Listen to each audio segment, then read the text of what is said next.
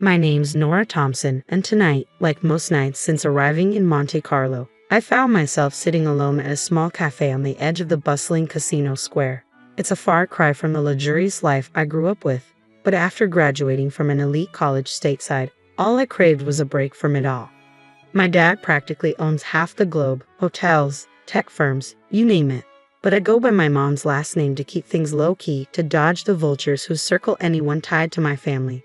The evening breeze was starting to cool when he walked in. Daniel. He strolled into the cafe like he owned the place, or at least like he believed he did. Confidence rolled off him in waves, the kind that probably comes with wearing a suit that costs more than most people's monthly rent. Without asking, he pulled out the chair across from me and sat down, a cocky grin on his face. "Mind if I join you?" he finally asked, after already sitting. "Looks like you already did," I replied, barely glancing up from my coffee. He chuckled, smooth as silk. "I'm Daniel. And you are?" "Nora." I gave him a quick once-over. Not my usual type, too polished, too self-assured, but I had to admit, good-looking. "So, Nora, what's a girl like you doing at a place like this all by herself?" His tone was playful, somewhere between teasing and curious. "Just enjoying my coffee," I answered, keeping my reply deliberately vague. "What's your excuse?" I could say business, but that'd be a lie. Let's just say I'm scouting for something interesting, and it looks like I found it.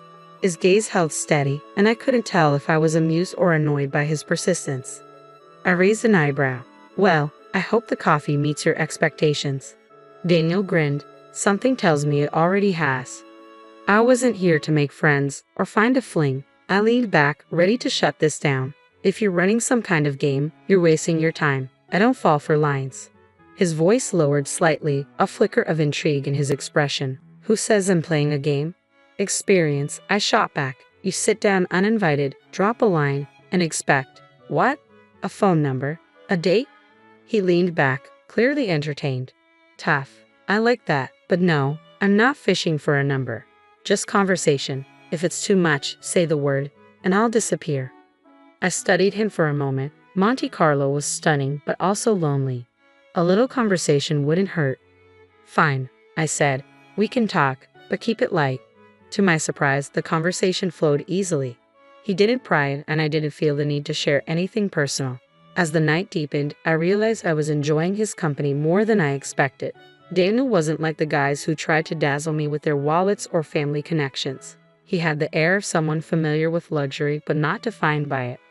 Eventually, it was time to leave. I stood, brushing off the cool night air. "Well, Daniel, this was unexpectedly pleasant." He gave me a slow grin. "Surprised yourself, huh?" "Maybe just a little. Good night, Daniel." As I walked back to my apartment, his words echoed in my mind. Monte Carlo was full of surprises, and perhaps tonight I had stumbled upon one. After that first encounter, my nights in Monte Carlo felt a little less solitary. Daniel had a knack for showing up wherever I was. Whether I was wandering the markets during the day or having a quiet dinner on my own, he'd always find me. Surprisingly, I didn't mind. He wasn't overbearing, just there. Persistent but never pushy, as if being around me was where he genuinely wanted to be. One evening, as I sat on a terrace watching the sun slip below the horizon, Daniel appeared once again, 2 coffees in hand. Without a word, he took a seat beside me, passing one of the cups over. I glanced at him, amused, assuming I wanted coffee. He gave me a lazy grin.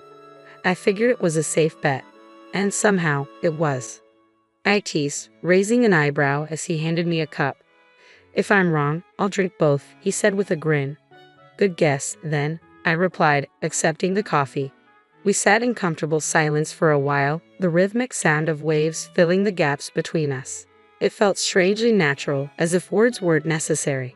"You never told me what you do back in the States." Daniel finally broke the quiet, his voice low and easy. I shrugged. "Didn't think it mattered. I work. Right now, I'm just enjoying not working." "Fair enough." He chuckled, his smile soft in the fading light. "But everyone's got a story, don't you think?" Over the next few days, we slipped into a comfortable rhythm. Daniel took me to parts of Monte Carlo I hadn't explored, hidden gardens, quaint little shops, and quiet beaches that tourists rarely found. We talked about everything and nothing: movies, books, favorite foods. He had a ridiculous passion for defending Daniel Craig as the best James Bond. while I was all about Sean Connery and the classics. One afternoon, as we walked along the beach, Daniel suddenly stopped and turned to me. There was a seriousness in his gaze I hadn't seen before. "Nora, I know in just some guy you met at a cafe, but these past few weeks, I don't know. It's been different. Better, because of you." I stopped too, caught off guard. Feelings were the last thing I planned on dealing with here. "Daniel, I like hanging out with you, I really do. But this is just a break for me. I'm not looking for complications." He nodded slowly, taking a breath. "I get it. No pressure. Just know that I'm here. And I think you're pretty amazing." Days blurred into weeks, and before I knew it, my time in Monte Carlo was running out. Daniel and I started spending more time together, and what began as casual conversations evolved into late-night dinners and early morning breakfasts. It was the last thing I expected, falling for someone under the Mediterranean stars. Then, one evening, Daniel dropped a bombshell. "Come back with me, Nora. Work at my company in the States. I know it sounds sudden, but I think this could be great." The idea was crazy, completely insane really, and yet part of me was tempted. Not just by the job, but by the adventure, by the thought of seeing where this unexpected connection might lead. Moving back to the States felt like stepping into a parallel universe, where Daniel's offer wasn't just a job, it was an invitation into his life. And suddenly, the line between a simple break and something much bigger began to blur. I was living in an ordinary apartment in an ordinary part of town, trying to blend in, playing the role of an ordinary girl who had just happened to luck out. But my father, he had different ideas about ordinary. He showed up one afternoon, completely unannounced, just as I was unpacking the last of my boxes. His booming laughter filled my small living room, the sound making the space seem even smaller. He stood in the doorway, larger than life, his presence impossible to ignore. "Nora, hiding out in plain sight, huh?" He chuckled, pulling me into a hug that almost knocked the air out of me. His grip was strong, just like his personality. "So, tell me about this decision," he said, giving me that knowing look, his voice light but probing. "This guy must be something special for you to up and move like this." I sighed, sitting down on the couch, trying to brace myself for the inevitable fatherly interrogation. "His name's Daniel. He's different, Dad. He doesn't know about all this," I said, gesturing vaguely around, meaning the wealth, the name, the complications that came with being my father's daughter. Dad sat down next to me, his face now serious. "Nora, you know you can't keep that a secret forever. If he's going to be part of your life, he should know who you really are." "I know, Dad. I want to be sure about him before I complicate things." He ruffled my hair just like he used to when I was a kid, a small smile breaking through his usual sternness. "Always looking out for you, kiddo. Just remember, if you need anything, I'm just a call away. And you know, I've got eyes everywhere." He winked, but there was an edge to his words that only a father with this kind of power could deliver. The next few weeks were a whirlwind, adjusting to my new job, my new life. Daniel was a constant, as supportive and charming as ever. But there was something different about him now, an edge that came with his own responsibilities. One night, over a quiet dinner at my place, Daniel brought up the conversation I had been dreading. "Nora," he began, his tone soft but insistent, "when do you think I'll get to meet your parents? I feel like I'm missing a big part of your life." I froze, the weight of the moment settling over me. "Well, my mom passed away a long time ago. And my dad, he's just a regular trucker. We're not exactly on speaking terms right now." Daniel frowned, a look of genuine concern crossing his face. "I'm really sorry to hear that, Nora. But you know, whenever you're ready, I'd love to meet him. Family's important." I nodded, appreciating his words but knowing the truth. My family was a world I wasn't ready to expose Daniel to. Not yet. Life with Daniel moved fast. We were already blending our lives in ways I hadn't expected. My job at his company was going great, and our relationship deepened with every passing day. It felt like we were heading towards something big, but when that big moment actually came, I was still caught off guard. It was a normal evening at his place, his upscale apartment with stunning views of the city skyline. We had just finished a casual dinner, nothing fancy, just takeout because neither of us felt like cooking. We were on the couch, a documentary about ocean life playing in the background, the kind of thing you watch but don't really watch. Then Daniel turned to me, his expression far more serious than the situation called for. He took my hand and suddenly, my heart started racing as Daniel spoke. Nora, I've been thinking about us, about everything we've been through and everything I want for us in the future. I nodded, my mouth suddenly dry. Yeah. He looked at me with an intensity that made my pulse quicken. I love you, Nora. I love everything about you, and I can't imagine my life without you. He paused, swallowing hard, clearly nervous. That made two of us. I want to be with you always. Will you marry me? No grand gesture, no dramatic kneeling or a ring box reveal. Just Daniel, direct, honest, and so very him. It was simple, genuine, and all I ever needed. Yes, I said, the word tumbling out in a rush, almost a relief. Yes, I will. His face lit up with that wide, infectious grin, the same one that had won me over from the start. He pulled me into a tight hug, and for the rest of the evening, we sat there talking about our future, our dreams, and the life we wanted to build together. It was exciting, maybe a bit daunting, but it felt right. It felt like us. The next challenge came when I told my dad. I expected him to be thrilled, but his response was lukewarm at best. Nora, you know I want nothing but your happiness, but are you sure about this? It's all happening so fast, he said, his voice heavy with concern.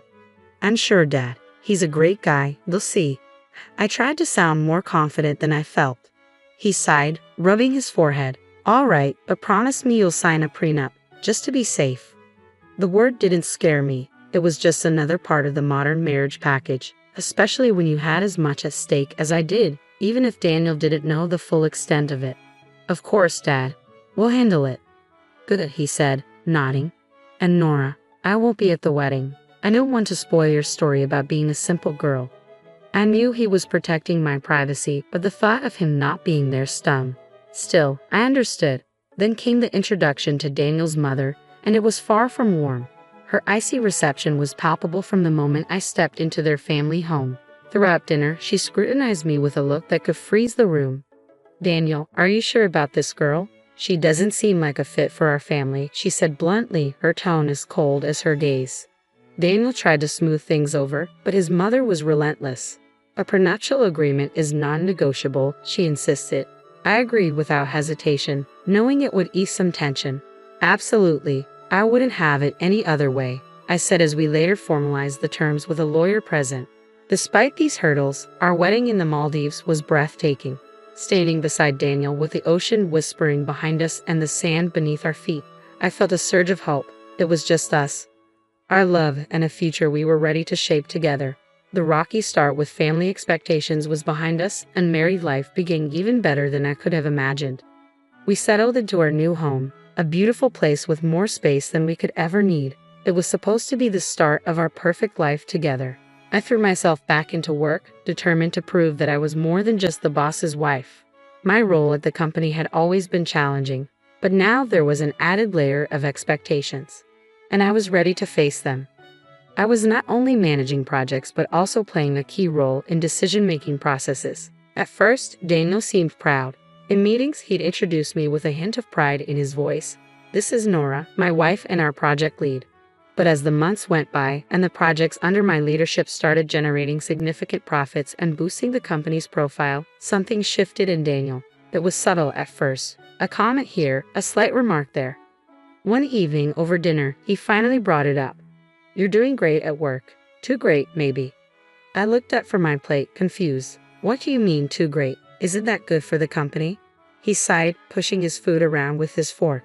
It is, but, you know, the guys are starting to say it's becoming the Nora show over there. His words stung. I tried to keep my voice steady. Isn't that a bit unfair? I thought you'd be happy we're doing well. I am happy, he said, though his voice was tinged with frustration. It's a lot. Everyone's always talking about you, about how you handle things. Makes me wonder where I stand. That conversation was the first of many. The more the business grew, the more strain it seemed to put on our relationship. Daniel's initial support started to feel like thinly veiled resentment. I couldn't understand it. He was the one who had encouraged me to step up in the first place. So why now, when I was succeeding, did it feel like everything was falling apart?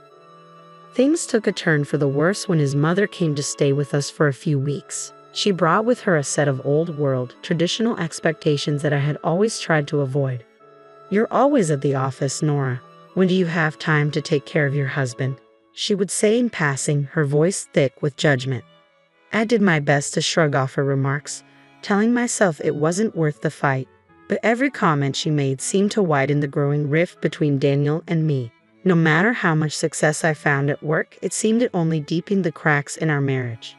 The breaking point came one evening when Daniel walked through the door, his expression grim.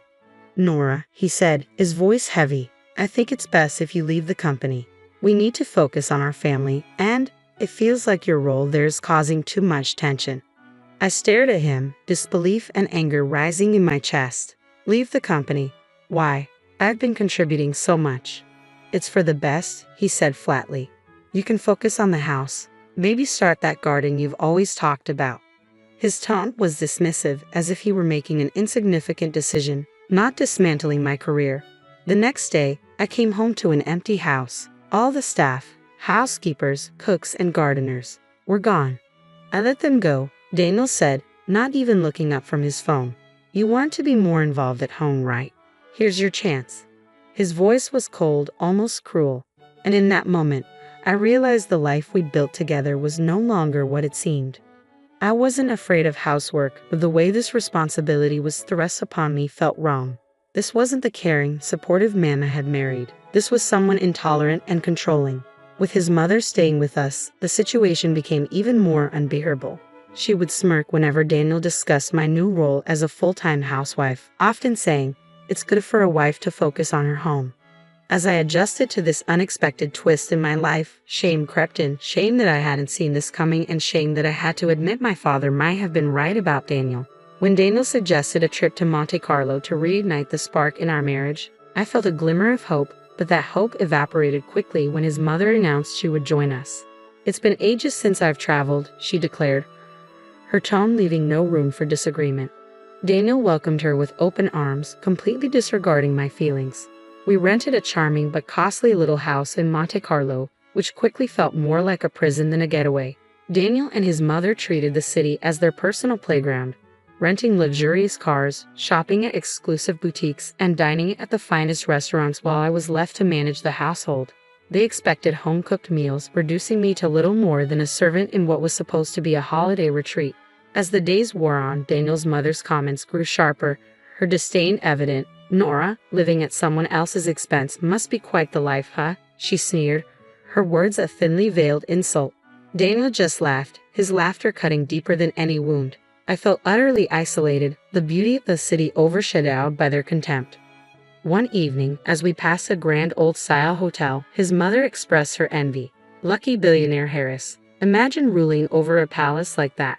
At a restaurant that overlooked the sea, my patience finally shattered. When she waved the waiter over with an imperious flick of her wrist and ordered for me, "The cheapest dish will do. No need to spoil her with extravagances she doesn't deserve." I felt humiliation wash over me like the waves crashing on the rocks below. Rising from my chair, I faced them both, my voice steady and louder than I intended. "I will not tolerate this any longer. I'm divorcing you, Daniel." The cold air of Monte Carlo felt warm compared to the chill of betrayal. Instead of rushing to apologize, they followed me out, hurling insults. "Look at her, a beggar unworthy of my son," my mother-in-law called after me. My heart raced as I quickened my pace, but Daniel caught up and yanked my purse from my shoulder, his fingers clenching it tightly. "This is my money, Nora. Go on, get out on all fours if you have to," he spat, his voice dripping with contempt. I stood there, stunned and alone, while his mother laughed cruelly. "Maybe now you'll learn to beg in Monte Carlo since that's all you're good for." As their laughter echoed down the street, fate intervened. We were near that grand hotel, the one Daniel's mother had envied. She sneered, "Maybe they'll let you in as a beggar." Just then, the gates swung open and a guard approached, recognition lighting up his face. "Miss Harris," he called warmly, walking over with a respectful salute. The atmosphere shifted dramatically. Daniel and his mother fell silent, confusion replacing their smug satisfaction. "Your father told us you might come by. Please, this way. The best room is always reserved for you." As the guard led me inside, I could see my mother-in-law's bravado crumble to ash. Ignoring them both, I straightened my posture and thanked the guard. Behind me, Daniel's pleas began again. "Nora, please. I didn't mean it." His mother shouted, "Perhaps we could come in for a drink at least." I didn't look back. The doors of the hotel closed behind me, a symbolic barrier shutting out the chaos of my old life. Inside, the staff greeted me with the respect due to the daughter of their employer.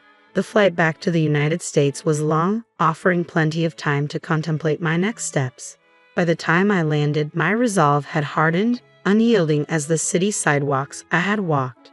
The next day, I found myself in the office of a reputable lawyer, papers spread out before me like a battle map.